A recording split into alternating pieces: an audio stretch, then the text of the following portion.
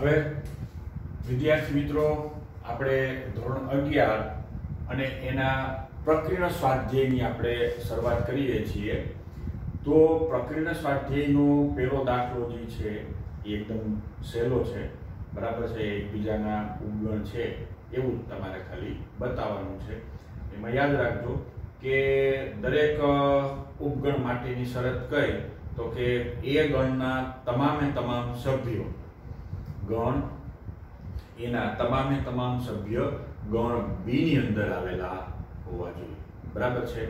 તો આપણે એને આપણે બી નો ઉપગણ કહેશું, બરાબર છે। હવે આપણે વિદ્યાર્થી મિત્રો થોડોક આપણે બીજા દાખલાની શરૂઆત કરીએ। આ ખૂબ સરસ દાખલો છે। નીચેના વિધાનો સત્ય છે કે અસત્ય એ આપણે કહેવાનું છે કે આ વિધાનો સાચા છે કે ખોટા નક્કી કરવાનું છે। તો એમાં સૌપ્રથમ પહેલું વિધાન આપણે જોવા મળશે, બરાબર। તો પહેલું વિધાન શું કહે છે તો કે x belongs to a, એટલે કે કોઈ એક x છે એ a ની અંદર આવેલો છે। ગણ a કેપિટલ હોય, બધાય ગણ હોય, જે કેપિટલ છે એ બધાય કેવા હોય, ગણ હોય, અને આ x છે એની અંદર સભ્ય તરીકે અંદર આવેલો એક ઘટક છે, બરાબર। પછી બીજી કન્ડિશન, ગણ a છે એ ગણ b નો સભ્ય છે। વિદ્યાર્થી આ એક ગળે ન ઉતરે એવી વાત છે। વિદ્યાર્થી મિત્રો કઈ રીતે શક્ય છે? ગણનો હંમેશા ઉપગણ હોય કા ઉપગણ ન હોય, બરાબર છે। મારું કહેવાનું એ છે કે આ વસ્તુ ક્યારે આ નિશાની શક્ય નથી, બરાબર। ગણ અને ગણ વચ્ચે મિત્રો આટલું જ આવી શકે કા a છે એ b નો ઉપગણ છે અથવા a is not a subset of b, એટલે બે ગણ વચ્ચે વિદ્યાર્થી મિત્રો આ પણ ગણ હોય, આગળ ગણ હોય અને પાછળ પણ વિદ્યાર્થી મિત્રો ગણ હોય ને તો એની વચ્ચે ઉપગણની જ નિશાની આવે, કા ઉપગણ છે અને કા એ ઉપગણ નથી। આ પોસિબલ જ નથી, અહીંથી જ આ વસ્તુ ખોટી પડી જાય। આ હોઈ શકે, બરાબર, કોઈ ઘટક છે એ એની એ ગણની અંદર હોઈ શકે। માની લો કે આપણે એ ગણ લખીએ, જેમ કે એમાં x y અને z આમ ત્રણ ઘટક લખ્યા, તો આપણે આ જોઈને કહી શકીએ કે ભાઈ x છે એ એની અંદર છે, બરાબર। આ રીતે કે x ઘટક છે આની અંદર આવેલ છે। પણ હવે આપણે માની લો કે b ગણ છે, બરાબર છે, એ ભલે x y z w ભલે ન હોય, તો વિદ્યાર્થી મિત્રો આપણે આમ કહી શકીએ કે ભાઈ x છે એ એની અંદર આવેલ છે, પણ આમ કોઈ દી ન કહી શકીએ કે ભાઈ a છે એ b ની અંદર આવેલ છે એમ કહી શકીએ, a છે એ b નો ઉપગણ છે એમ કહી શકાય, a belongs to ન કહી શકાય। એ પોસિબલ જ નથી, કારણ કે આ ગણાનો સભ્ય ક્યાંથી થાય? આ એક ખુદ ગણ જ છે, એ ક્યાંથી સભ્ય બનશે? તો વિદ્યાર્થી મિત્રો અહીંયા આપણે આ વસ્તુ અહીંથી ખોટી પડશે, એટલે કે અહીંયા આપણે કહેવાનું થશે કે વિધાન અસત્ય છે, બરાબર છે।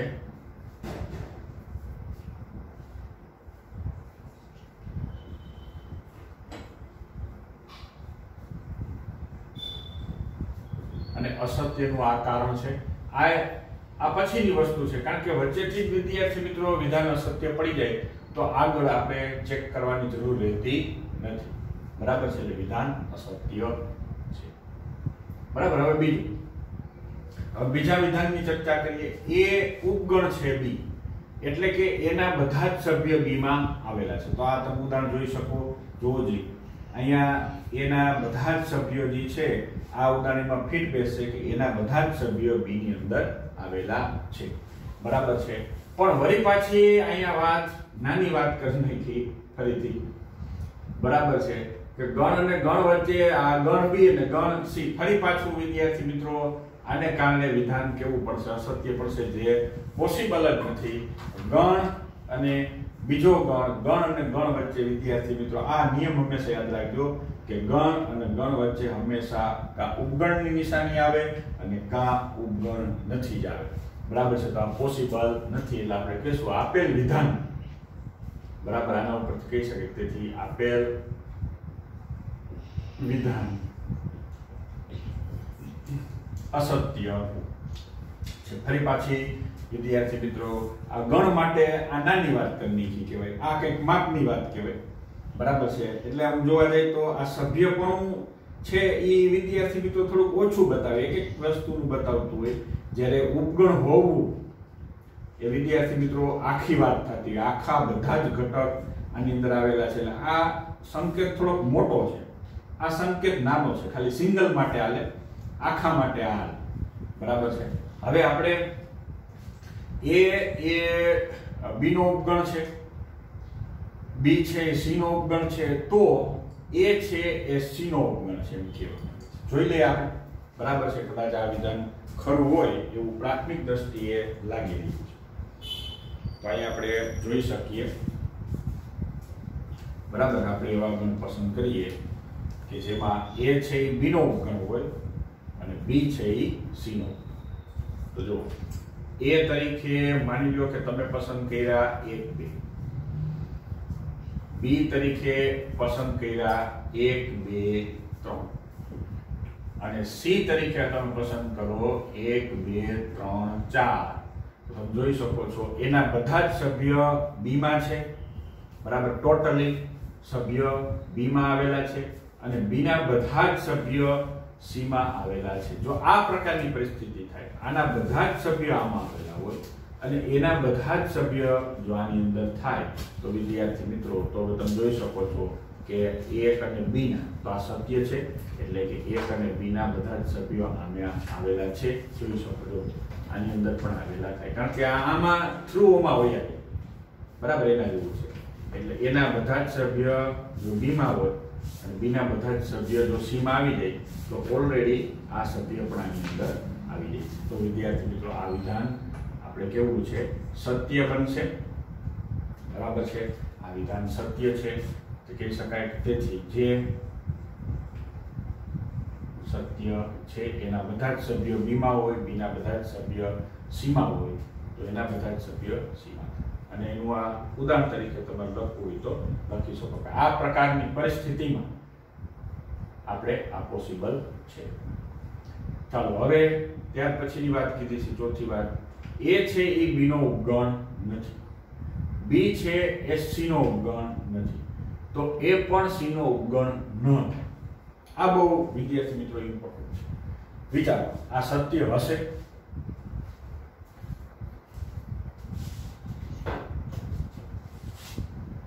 જો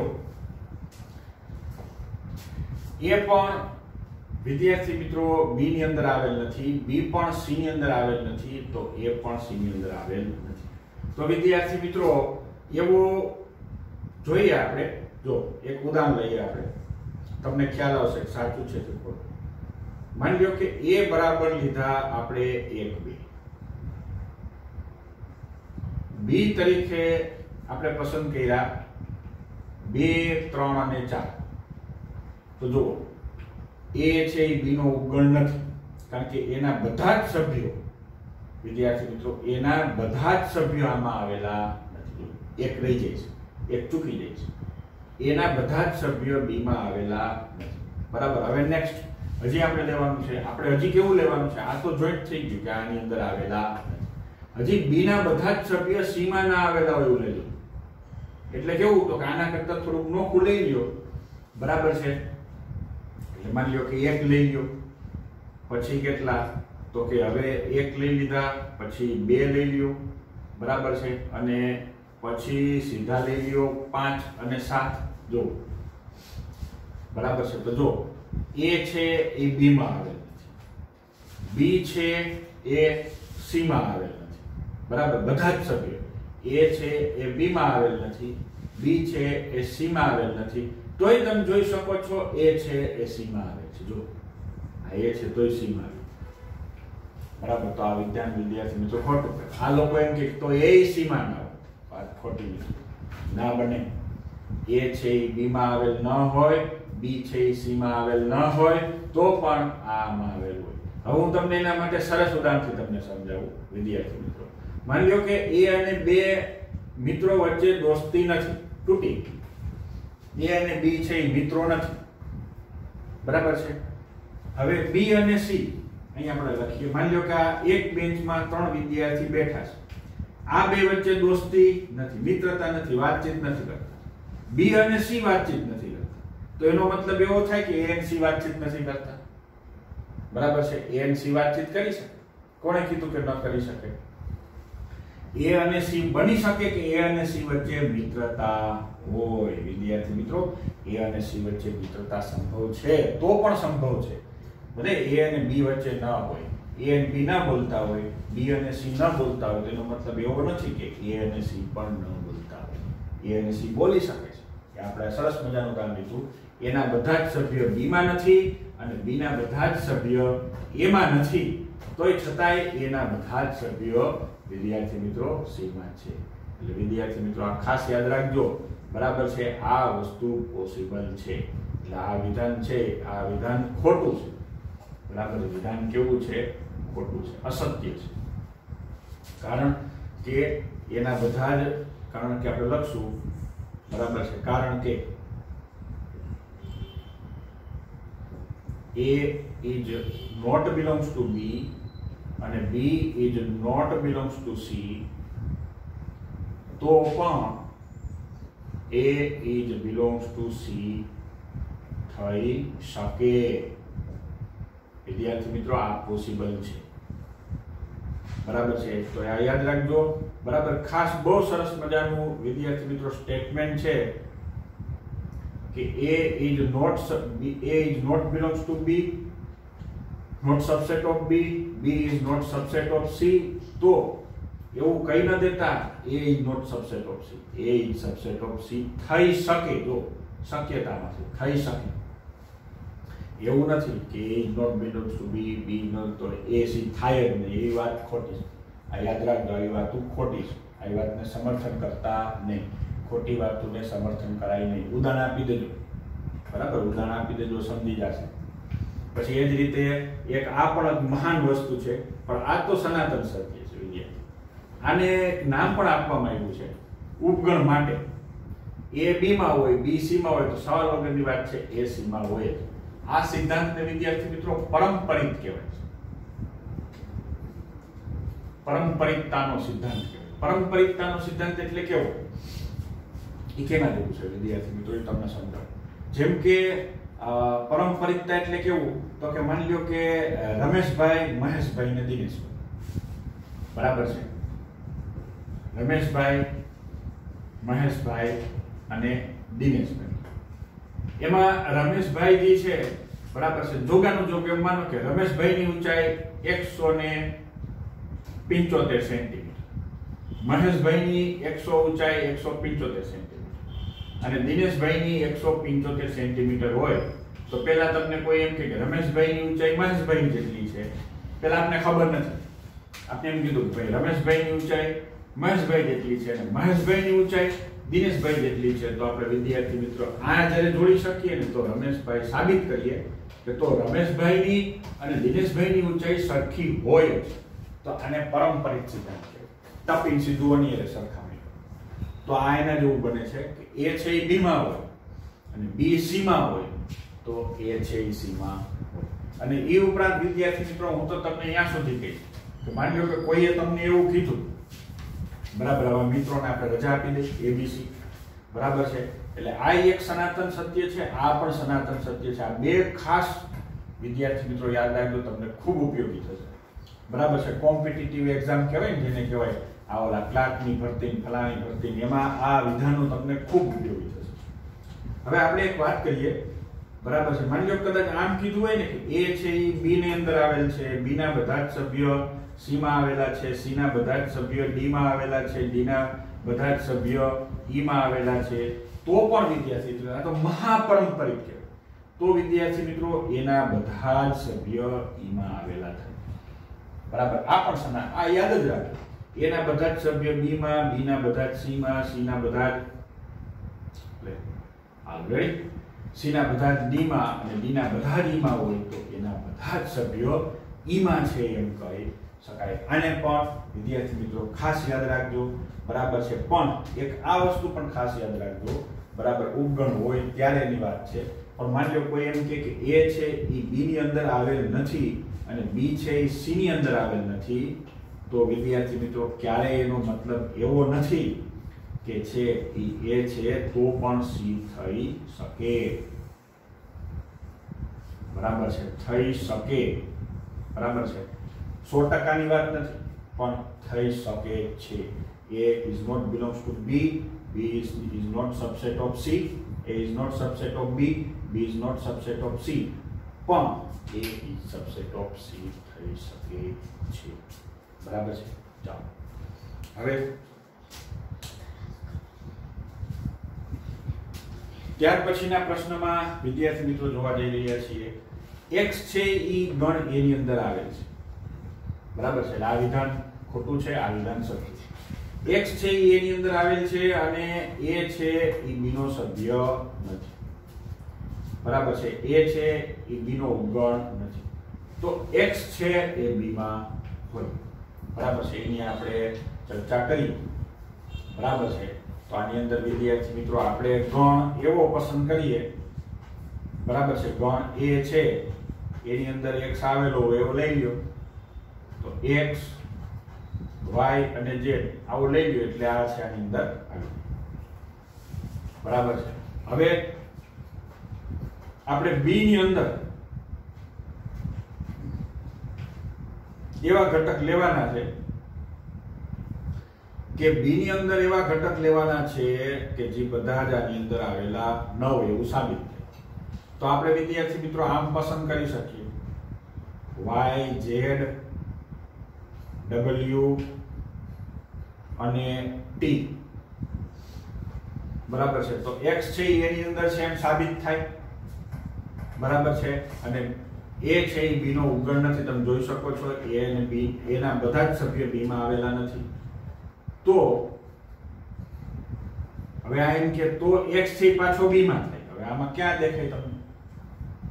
x છે b માં દેખાય તમને? બરાબર. એ કહેતા હતા કે x છે b માં છે. તો મતલબ એવું નથી કે x એમાં હોય પણ a છે એ b નો ઉગણ ન હોય. બરાબર. x એમાં હોય, a છે એ b નો ઉગણ નથી. તો એનો મતલબ એવો નથી કે x is not belongs to b હોઈ શકે. બરાબર છે. એટલે કે x છે એ વિદ્યાર્થી મિત્રો b માં ન પણ હોય. જોઈ શકાય છે જો x એમાં છે અને આવું એક ઉદાહરણ મળી શકે છે. માટે આ વિધાન વિદ્યાર્થી મિત્રો કેવું પડશે આપણે? ખોટું. બરાબર છે. કે આ પ્રકારનું ઉદાહરણ તમે લ્યો, a ગણાવો લ્યો, b ગણાવો લ્યો એટલે આ બે શરતનું પાલન થાય. પણ આમાં જોવો જ ક્યાં દેખાય? ક્યાં કઈ જગ્યાએ x છે? x જોવા મળતો નથી. માટે ખોટું છે. ત્યારબાદ વિદ્યાર્થી મિત્રો આપણે હવે આ છઠ્ઠું વિધાન જોવા જઈ રહ્યા છે. એના બધા જ સભ્યો b માં છે. x છે એ b માં આવેલ નથી. તો x છે એ a માં પણ આવેલ નથી. એવું આવ્યું. ઓકે. જુઓ ઉદાહરણ ગોતો આપણે. તો a ના ઘટક લઈ લ્યો. માની લો કે a ના ઘટક આપણે વિદ્યાર્થી મિત્રો 1 અને 2 લીધા. હવે b કેવો લેવો પડશે વિચારો. તો આપણે પહેલી શરતનું જો પાલન કરાવવું હોય, એના બધા જ સભ્ય b માં આવેલા છે એમ સાબિત કરવું હોય તો આપણે 1 2 3 તો લેવા પડે છે. એ ફરજિયાત થઈ. બરાબર છે. એના બધા જ સભ્યો b માં આવેલા હોય. બરાબર છે. તો b બરાબર આમ લેવા પડે. હવે એક x છે એ b માં આવેલ નથી. એટલે હવે એક સંખ્યા પસંદ કરી. જેમ કે 4 છે. બરાબર છે. હવે એક પસંદ કરો એવી કે જે b માં આવેલ ન હોય. આ પહેલી શરત મુજબ લખાણું. બીજી શરત મુજબ x છે એ b માં આવેલ નથી. તો 4 પસંદ કરો. જો 4 છે એ ગણ b માં આવેલ નથી. બરાબર. આમાં તમને ક્યાં 4 દેખાય? 4 b માં આવેલ નથી. તો 4 b માં ન હોય તો 4 a માં ક્યાંથી હોય? પોસિબલ જ નથી. જોઈ શકીએ છીએ. તો આ વિધાન ખરું પડે વિદ્યાર્થી મિત્રો. હવે જે આમાં ન હોય એવી સંખ્યા પસંદ કરો તો એ આમાં ન હોય. બરાબર. કારણ કે આમાં હોય એ બધી જ સંખ્યા જો આમાં હોય. બરાબર છે. તો પછી આની બધી જ સંખ્યા જો આમાં હોય તો હવે જે એમાં નહીં હોય તો પછી આમાંય ન હોય. બરાબર છે. એટલે 4 છે એ b માં નથી. તેનો મતલબ એમ છે કે તો તેથી 4 વિદ્યાર્થી મિત્રો એમાં પણ નથી. આ પોસિબલ જ છે. સનાતન સત્ય છે. તો વિદ્યાર્થી મિત્રો બરાબર ઉપરના ઉદાહરણ મુજબ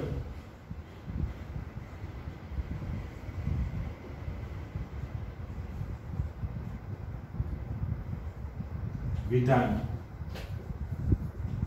સત્ય છે, બરાબર છે। તો વિધાનને વિદ્યાર્થી મિત્રો પાછું એક વખત સમજીએ, બરાબર છે। ઉદાહરણ લીધા પછી બરાબર છે કે ભાઈ એના બધા જ સભ્યો બી માં આવેલા હોય એવું આપણે ઉદાહરણ લેવાનું। જ્યાં તમે જોઈ શકો છો એના બધા જ સભ્યો છે એ આમાં બી માં આવેલ છે। હવે શું કીધું છે કે એના બધા જ સભ્યો જો બી માં આવેલા હોય પછી આપણે એવું પસંદ કરવાનું છે કે x છે એ બી માં આવેલ નથી। તો આમાં જો 4 છે એ 4 છે એ બી ની અંદર આવેલ નથી। 10 4 છે એ બી ની અંદર આવેલ નથી, બરાબર છે। તો 4 છે આની અંદર આવેલ નથી, તો 4 એની અંદર આવેલ ન હોય તો જો આની અંદર તો આવેલ થાય જ નહીં। હવે માની લો કે 5 છે એવી એક સંખ્યા પસંદ કરો કે જે આમાં આવેલ નથી, જેમ કે માની લો કે 5 છે એ આની અંદર આવેલ નથી તો આની અંદર એ નથી। પછી માની લો કે 6 છે એ આ ગણ બી માં નથી તો આમાંય નથી। એટલે આમાં તો ન જ થાય કારણ કે આના કરતા તો નાનો, એટલે જે આમાં ન હોય તો આમાં ક્યાંથી થાય, બરાબર। માની લો કે આના જેવું છે કે આ તમે આપણે જેટલા માણસો બસમાં બેહાડી શકો, બરાબર છે, પછી વધે, બરાબર, તો એ તમે મોટરમાં ક્યાંથી બેહાડી શકો? મોટર એ ભરાઈ ગઈ છે, બસ એ ભરાઈ ગઈ। હવે બસમાં તમે જેને બેહાડી નથી શકતા તો એ તમે મોટરમાં ક્યાંથી બેહાડી એના જેવી પરિસ્થિતિ, બરાબર છે। તો અહીંયા વિદ્યાર્થી મિત્રો આ વિધાન પણ સત્ય છે। આમ જોવા જઈએ તો આપણે બે વિધાનો છે એ સત્ય છે, બરાબર છે, અને આ બાકીના જે વિધાનો છે એ ખોટા છે।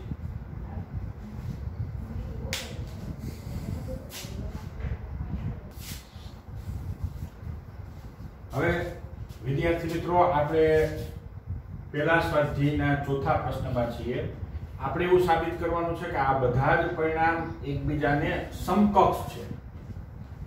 એટલે સમકક્ષ એટલે કેવા તો કે બધા સરખા રિઝલ્ટ આપશે, કારણ કે સમકક્ષ એને જ કહેવાય કે જો બધા એક સરખા રિઝલ્ટ આપે, બરાબર છે। આપણે નથી કહેતા કે ભાઈ આ વ્યક્તિ ને આ વ્યક્તિ એકબીજાને સમકક્ષ છે, કા તો કે ભાઈ આ હાઈસ્કૂલમાં શિક્ષક છે અને આ પણ હાઈસ્કૂલની અંદર શિક્ષક છે, અથવા આ બંને વ્યક્તિ પણ સમકક્ષ છે, કા એકબીજાની સમકક્ષ છે તો કે ભાઈ આ પણ MBBS ડોક્ટર છે અને આ પણ MBBS ડોક્ટર છે, એટલે બંને સમકક્ષ છે, બરાબર। સમકક્ષ હોવું એટલે કે એના રિઝલ્ટ છે એ સરખા છે, બરાબર છે। તો અહીંયા વિદ્યાર્થી મિત્રો આ ચારે ચાર એકબીજાને સમકક્ષ છે એમ બતાવવાના છે। શબ્દ બહુ સારો વાપર્યો છે ગુજરાતી શબ્દ સમકક્ષ, પણ સાદી ભાષામાં બધાયના રિઝલ્ટ સરખા આવવા જોઈએ, એકદમ ઇક્વલ, બરાબર, એકદમ એકરૂપ હોવા જોઈએ કે જે આનું રિઝલ્ટ આવે એ જ રિઝલ્ટ આનું આવે અને એ જ રિઝલ્ટ આનું આવે અને એ જ રિઝલ્ટ આનું આવે તો આપણે કહેશું બધા સમકક્ષ છે। તો આને સાબિત કરવા માટે શું કરશું તો વિદ્યાર્થી મિત્રો આમાં જોઈ લો કેટલા ગણ છે તો કે a અને b। હવે તો આને સાબિત કરવા માટે અને આને સમકક્ષ બતાવવા માટે સૌપ્રથમ આપણે a અને b ગણ બે ગણ પસંદ કરવાના છે। ધ્યાનથી જોજો, બે ગણ પસંદ કરવાના છે। હવે બે ગણમાં પહેલું વિધાન સત્ય થાય એના માટે કેવા ગણ પસંદ કરવા એ થોડુંક આપણે જોવું પડે, તો ગમે ગણ લઈ ના આવે, બરાબર છે, તો સમકક્ષતા નાશ પામે, બરાબર છે, કારણ કે બધાયને હરખું કરવું, બરાબર, બધાયને હરખું કરવું તો આપણે વિદ્યાર્થી મિત્રો એને મર્યાદિત કાર્યક્રમમાં તૈયાર કરવા પડે તો જ બધા હરખા સાબિત થાય। ગમે એમ લઈ લ્યો તો ના પણ થાય, બરાબર છે। તો ગણ એ બરાબર આપણે કેવા પસંદ કરશું તો કે જો ધ્યાન દેજો આ પહેલું સત્ય સાબિત થવું જોઈએ। તો સમકક્ષ સાબિત કરવા માટે ગણ એ બરાબર માની લો કે આપણે 1 2 લીધા, બરાબર, અને વિદ્યાર્થી મિત્રો ગણ b બરાબર આપણે લઈ શકીએ 1 2 અને 3।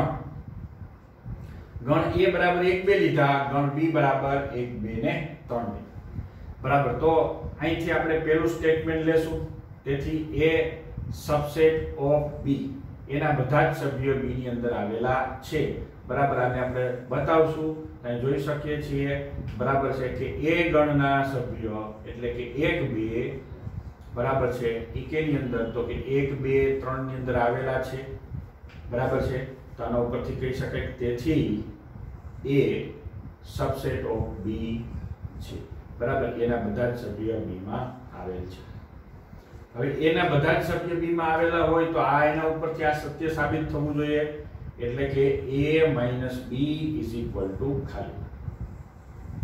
ચાલો, તો a ના બધા જ સભ્ય b માં આવેલા છે. a માઇનસ b એટલે તો કે હવે a માઇનસ b ક્રિયા કરો, તો a ક્રિયા કરો બરાબર છે. તો a એટલે 1 અને 2, એમાંથી b બાદ કરવાના 1 2 અને 3.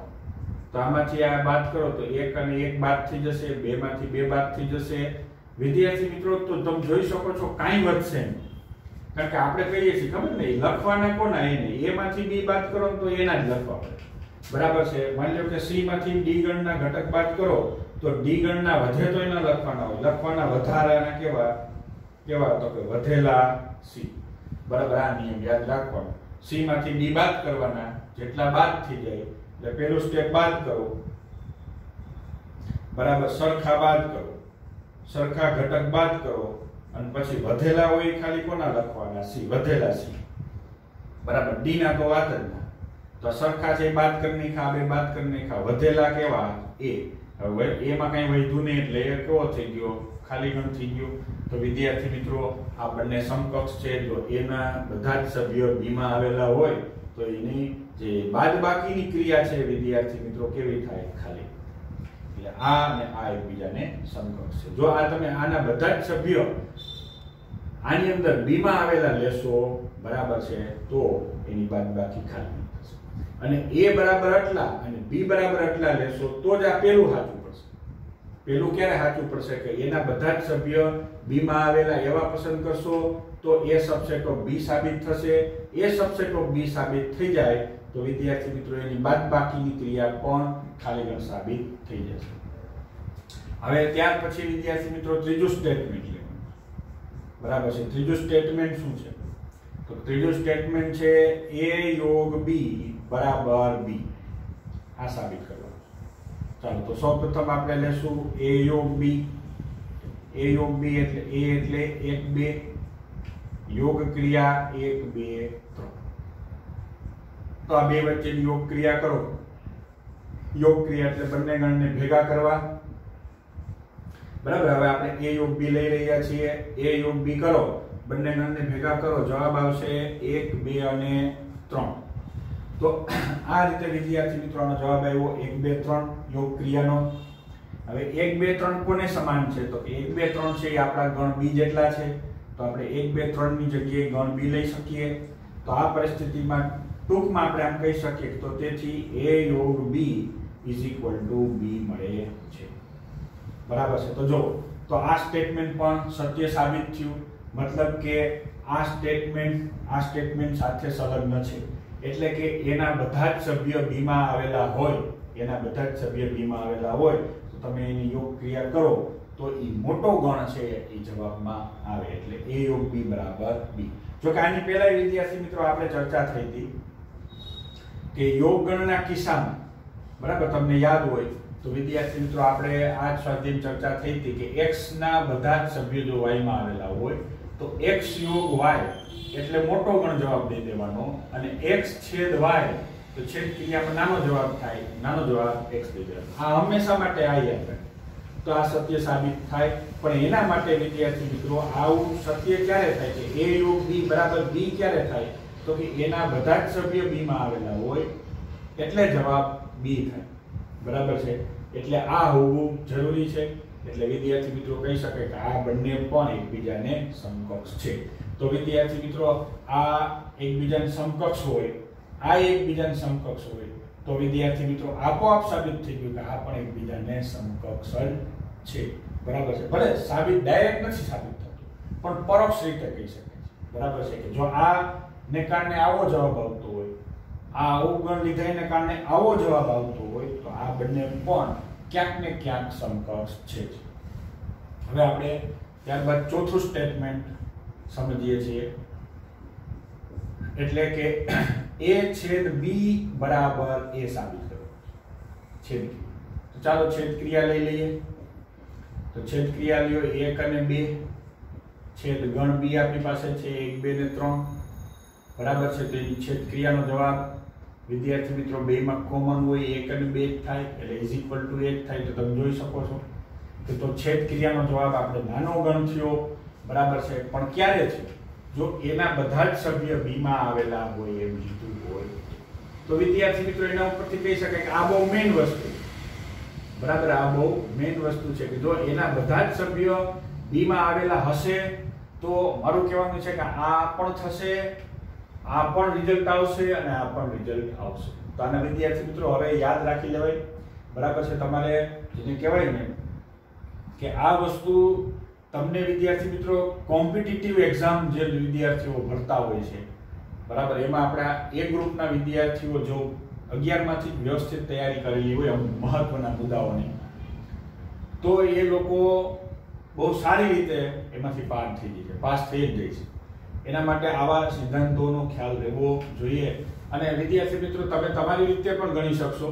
આ મેં ઉદાહરણ લીધું છે એના બધા જ સભ્યો b માં આવેલા છે, એને બદલે તમે તમારીથી કોઈ પણ બે ઉદાહરણ લઈ લ્યો. આ ત્રણે ત્રણ વસ્તુ તમને સાબિતીમાં મળી જશે. જેમ કે સપોઝ કે a બરાબર માની લો કે તમે x y z લીધા અને b બરાબર તમે તમારી રીતે પસંદ કરજો, બરાબર છે. અને b તરીકે x y z w t બરાબર છે અને u આવી રીતે તમે પસંદ કરી કોઈ પણ આવા બે ઉદાહરણ લેજો કે પણ ખાસ યાદ રાખજો કે એના બધા જ સભ્યો b માં હોય તો a - b ખાલી ગણ થશે. પણ હવે આજથી એ પણ યાદ રાખજો, આ તો તમને યાદ હતું યોગ ગણમાં મોટો જવાબ દેવાનો, બરાબર. યોગ ગણ કીધો હોય તેમાં જે મોટો ગણ હોય ને એ થાય, અને છેદ ગણ હોય તો એમાંથી બે માંથી જે નાનો ગણ થાય એ જવાબમાં આપણે આપીએ છીએ. એ પણ યાદ રાખજો. હવે વધારાનું કે બેન બાદબાકી કરો જવાબ કેવો થઈ જાય 0, તો આ પણ યાદ રાખજો, બરાબર. હંમેશા કોઈ અચાનક કોઈ પૂછે, બરાબર. આ ત્રીજું કે ભાઈ x - y તો x - y ખાલી જો x સબસેટ ઓફ y હોય, x ના બધા જ સભ્ય જો y માં આવેલા હોય તો એની બાદબાકી 0 થાય, બરાબર છે. તો આ સ્ટેટમેન્ટ હવે આટલા ત્રણ યાદ રાખતા થઈ જાજો, બરાબર છે, તમને કામમાં આવશે. આને યાદ રાખવાની ટ્રીક કઈ તો કે યોગ ક્રિયામાં મોટો ગણ, બરાબર, છેદ ક્રિયાની અંદર તો કે નાનો ગણ, બરાબર. યોગ ક્રિયામાં મોટો ગણ જવાબ આવે, છેદ ક્રિયામાં નાનો ગણ જવાબમાં આવશે, અને બાદબાકીની ક્રિયા કરો બે વચ્ચે તો પૂરું.